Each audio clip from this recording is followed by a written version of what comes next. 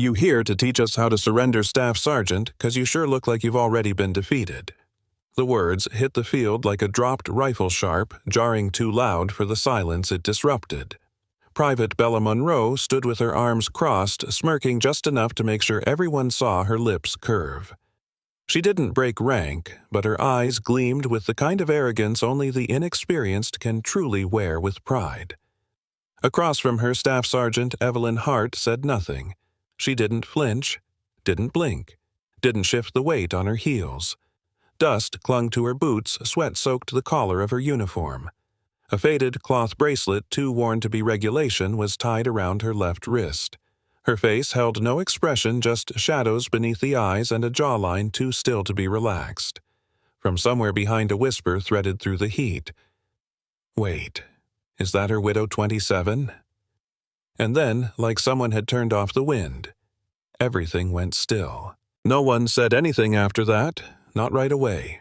Not when Evelyn Hart turned and walked toward the barracks like she hadn't heard a word, like Monroe's voice had never touched her. She walked like someone who knew the ground too well. Like every step was a reminder, not a movement. Her duffel was worn, not regulation worn, time worn. The kind of canvas that had seen sunrises in countries no one spoke about. The kind of straps you don't replace even when they fray, because some things are carried for memory, not function.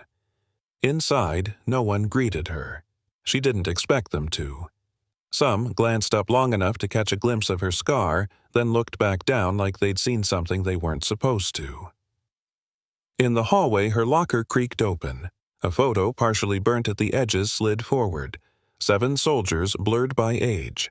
One face scratched out, and beneath it a small tag, Ghost Line 09 to 06 17. Some people see silence as weakness. Keller didn't. He noticed the way Sergeant Hart moved measured, but never unsure. Like every hallway in this base used to echo different footsteps, and hers just happened to come back. Most recruits talked too loud. She never talked at all. But Keller watched.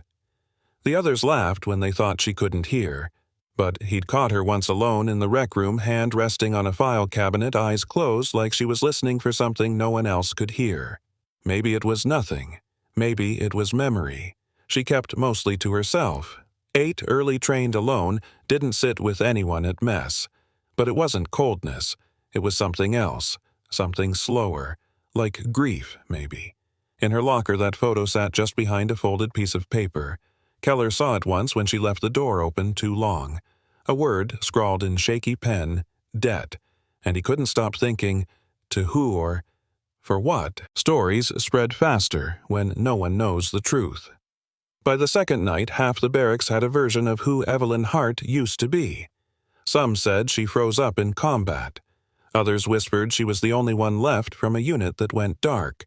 They called it Ghost Line. No one really knew what that meant. Only that it sounded like something not meant to be spoken at all. Someone claimed she dragged a dead body through snow for 2 days. Someone else swore she refused evac, that she stayed behind for someone who didn't make it. But none of the stories added up. Too many gaps, too many guesses, and Hart never confirmed or denied any of them. When Keller asked around, all he got was a shrug and a sentence that stuck with him. Whatever happened out there, it broke everyone but her, and maybe even her too. Some people poke at silence just to see if it bleeds. Bella Monroe never liked quiet, especially not the kind that made her feel small, and Sergeant Hart, quiet like frozen lakes, unnerved her in a way she couldn't name. During drills, Monroe started testing her. A delayed salute here, a sideways comment there, and then one morning, just loud enough for the others to hear. Ever left someone behind. Sergeant, or just got used to walking away. Hart didn't even turn, didn't blink. She just tightened the strap on her vest and kept walking. But Keller saw it the flicker. A breath held just half a second too long, and when she reached the edge of the field, she stood still for a moment. Not like someone frozen, but like someone remembering the last time they stood in that exact posture. And how it ended with blood in the snow. Sometimes people think silence means surrender. Sometimes it means they've seen more than they'll ever say. Respect doesn't show up in uniform. It has to be earned or remembered. The next morning, the field was quieter. Not peaceful, just paused. That's when General Malcolm Reese showed up. No announcement, no formation. Just the sound of boots on gravel and a silence that moved with him. He walked past the cadets like they weren't there, stopped near the training circle, hands behind his back. Eyes on Evelyn Hart. He didn't smile, didn't nod, just said flat and slow, "Training's not about looking strong. It's about surviving what happens after you break." Monroe raised an eyebrow. "Sir, with all due respect, what exactly is Sergeant Hart here to teach us?" Reese didn't answer her. He looked at Hart. She didn't move. Then he turned to the unit. His voice didn't rise, but it landed heavy. "Some of you think she was sent here to recover. The truth is, she asked to come back. Some pages don't get written for others to read. Some you carry folded in silence because saying them out loud changes everything." That afternoon, Keller passed Hart's locker. It was cracked open just a bit. Not enough to be careless, just enough to be human. Inside, among the usual gear, he saw a small notebook, tucked between a folded towel and an old field map. He didn't mean to look, but one page was visible. Just 3 lines written in ink that had faded more from fingers than from time. Day 1. No names. Cold in the ribs. Don't write their stories yet. He stepped back before she saw. But part of him knew this wasn't a logbook. This was a ledger of memory, and maybe guilt. Later that night he'd write one line in his own notebook, "She's not rebuilding. She's remembering." And suddenly everything about her silence felt heavier. Some ghosts don't knock. They let themselves in quiet, familiar, like they never left. That night, Keller couldn't sleep. Maybe it was the page. Maybe it was the way Hart didn't flinch when General Reese spoke her name like it meant more than rank. The hallway lights buzzed low. Bunks creaked. Somewhere, someone snored, and then he heard it. Soft. Almost not there. A whisper behind the far wall near the unlit rec room. He stepped out barefoot, slow, and there she was, Evelyn Hart, standing still in the dark facing the window, not moving, not talking. Until, "Don't let go," she said. "I'm still here. Just keep walking." Her voice didn't sound like a command. It sounded like she was remembering it, like someone once said it to her, and she didn't listen fast enough. Keller stepped back before she saw him. Because some pain doesn't need an audience, just space to echo. Not all lessons come with a voice. Some are taught by how someone moves, or doesn't. The first time Evelyn Hart led a field exercise, no one knew what to expect. There was no speech, no warm-up motivation, just a straight walk to the training circle, sleeves rolled, gloves off. She didn't ask for attention, but she had it. "Today's drill trauma field dressing under pressure," one instructor announced. Hart didn't blink. Just stepped forward, picked up a dummy torso, and began. Every wrap, every knot, every motion methodical. Bare hands, fast, fingers clean, pressure points. It was quiet, almost too quiet. Then Bella Monroe muttered just loud enough, "Nice bandage work for a corpse." A few laughed, but Hart didn't flinch. She only paused 1 second longer on the gauze and tied the knot tighter. Keller, watching from the back, thought, "That's not someone practicing. That's someone who's done it. For real. And maybe not just once." Some stories don't need to be told loudly to hit hard. They land soft, and then stay. Later that day, General Reese gathered the unit in the old debrief room. No projector, no slideshow, just his voice. 4 years ago, 7 soldiers were dropped past the land divide. Recon mission. 48 hours and no comms, no support, no way out. Nobody moved. They called it Ghost Line, not officially, but because of what came back.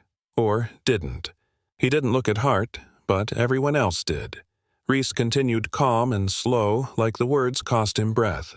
2 died in the first strike. 1 was never recovered. The last 4 tried to hold the line, and only 1 made it out. Someone, probably Keller, barely whispered Hart. Reese paused. She didn't return because of courage. She returned because she remembered what happens when training fails. And in that moment, even Monroe didn't say a word. Sometimes it's not what they say. It's what they carry without asking anyone to notice. Keller watched her more closely after that. Not in the way people stare when they're curious, but the way you look when something starts to make sense piece by piece.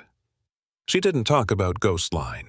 Didn't explain why her knuckles stayed taped even during admin days, didn't tell anyone why she never used her right shoulder to carry gear. But Keller noticed. He saw the way she ran like she was keeping pace with something no one else could see. He saw the way she took her tray to the far table at every meal, sat facing the exit. And that night in his bunk, Keller wrote down just one line. She doesn't need to be understood. She just needs someone to believe her. Because sometimes trust isn't about facts. It's about seeing who still stands, when no one else did. Respect doesn't always arrive as applause. Sometimes it walks in after doubt. Monroe wasn't done.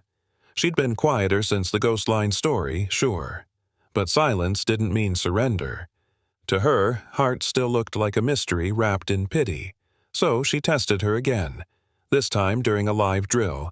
Simulated casualty, a controlled panic. Monroe went down yelling, clutching her ankle. Hart responded instantly. Dropped to one knee, checked the wound, applied pressure clean and fast.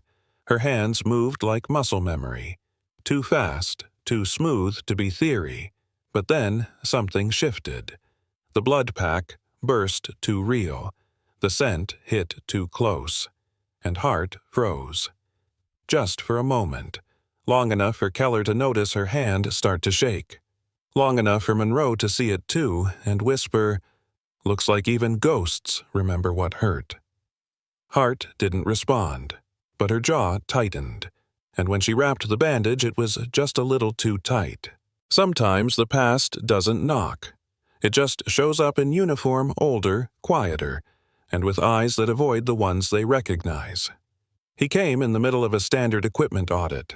Master Sergeant Darren Field's clipboard in hand, expression unreadable. Most didn't notice him, but Evelyn Hart did. And for the first time, she looked away. Keller caught it, just a flick of the eyes, not quite fear, not quite guilt. Later, Darren saw her alone by the supply crates. He didn't speak at first, just stood there like the words were still deciding if they deserved air. Then finally, "I thought you didn't make it. After the ridge. After you went back." She didn't turn around. Didn't nod. Just said I wasn't supposed to. He almost replied, but some sentences stay better unfinished. And he knew better than to reopen a wound that was still bleeding, just not where people could see it. Some truths aren't said to the person they're meant for. They're spoken to the air, just loud enough for someone else to carry. Later that evening, Darren found General Reese by the outdoor range. No formal salute, just two men who had seen the same field decades apart. Reese didn't look up from his notebook. Darren said quietly, "She went back for them, after I didn't." The pause that followed was long, but not silent. Then, "You weren't the only one," Reese replied. "But she's the only one who never forgave herself." Darren swallowed hard. "You really brought her back to train kids." Reese closed the notebook, tucked it into his coat. She volunteered.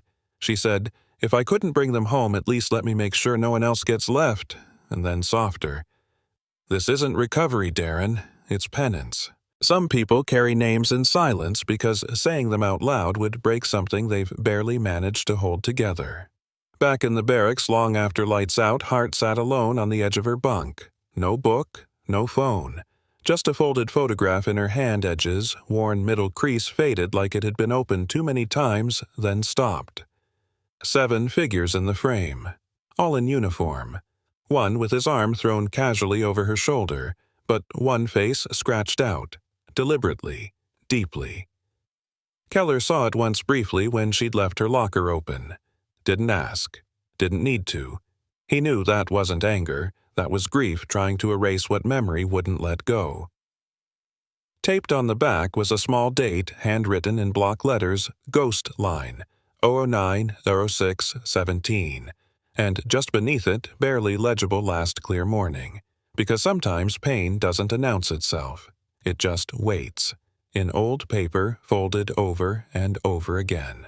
The hardest questions are the ones you've already answered for real, and no answer feels right when you know how it ended. During the next field lesson, Hart gave them a scenario. No charts, no whiteboards, just her voice. You've got one teammate with a gunshot wound bleeding fast, another unconscious.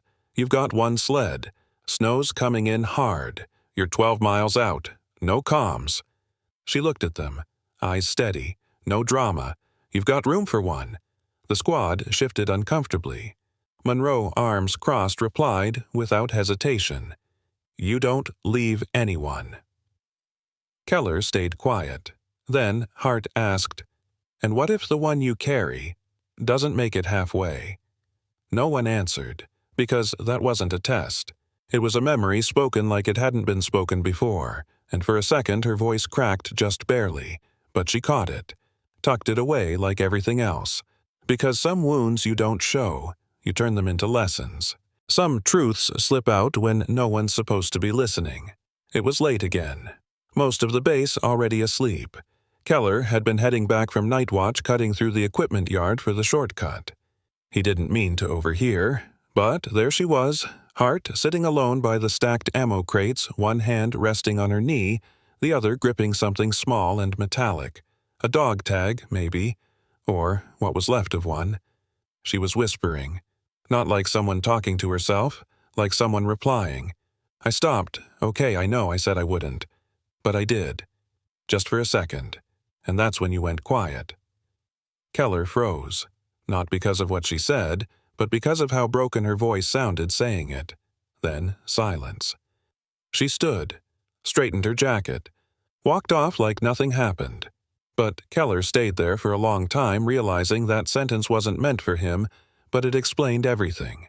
When someone won't write their own story, sometimes it finds its way into someone else's hands. Keller couldn't sleep that night. He sat on the edge of his bunk notebook, open pen hovering, heart full of things he hadn't lived but somehow carried now. He didn't write everything, just fragments. Words Hart never said out loud but somehow left behind in the way she moved, the way she froze, the way she never quite looked anyone in the eye during drills that involved snowblood or silence. He scribbled, some wounds scar skin, others teach silence.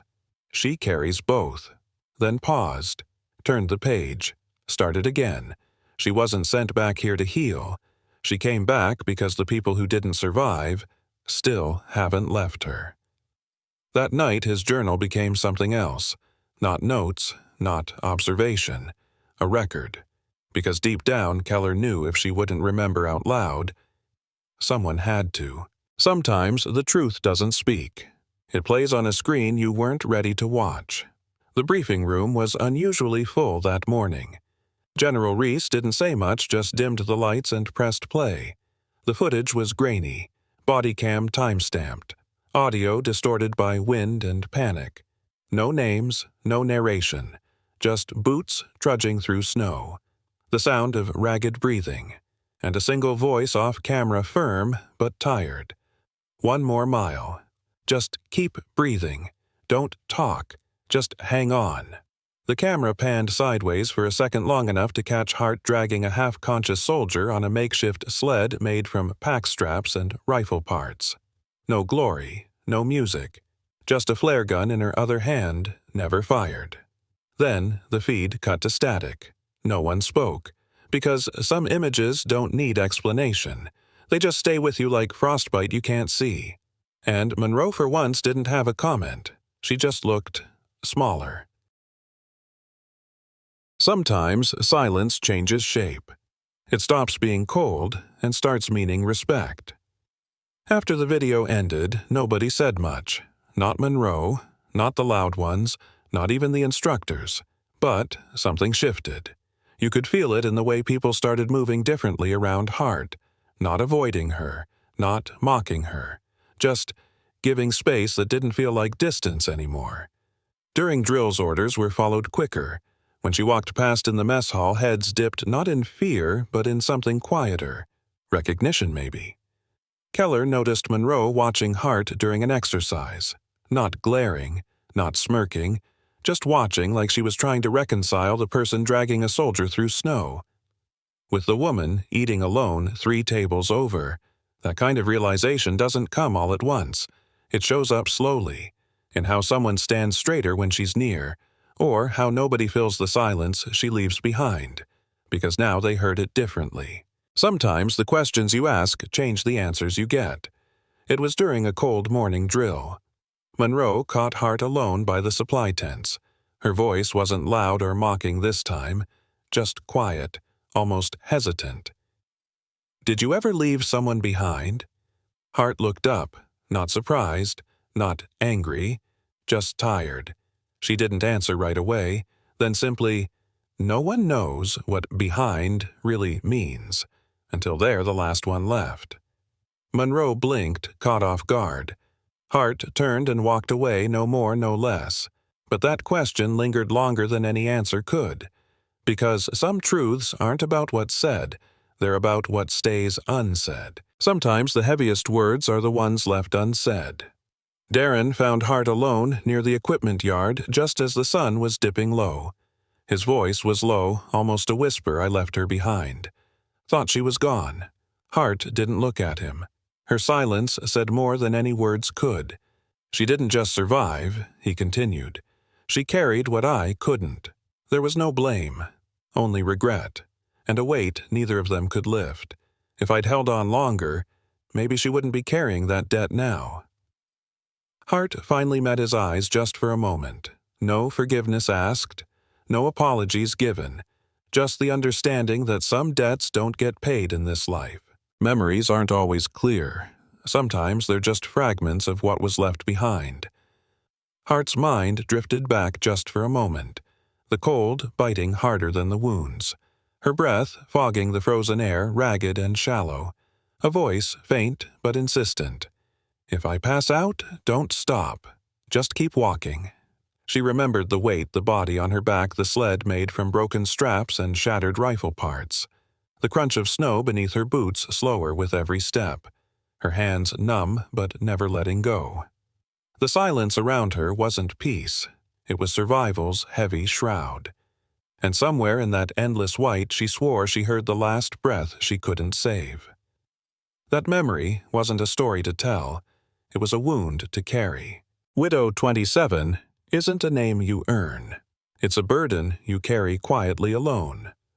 One evening, Keller finally asked the question everyone was thinking but too afraid to say, "Why Widow 27? "What does it mean?" Hart didn't look up from her meal. Her voice was steady but her eyes distant.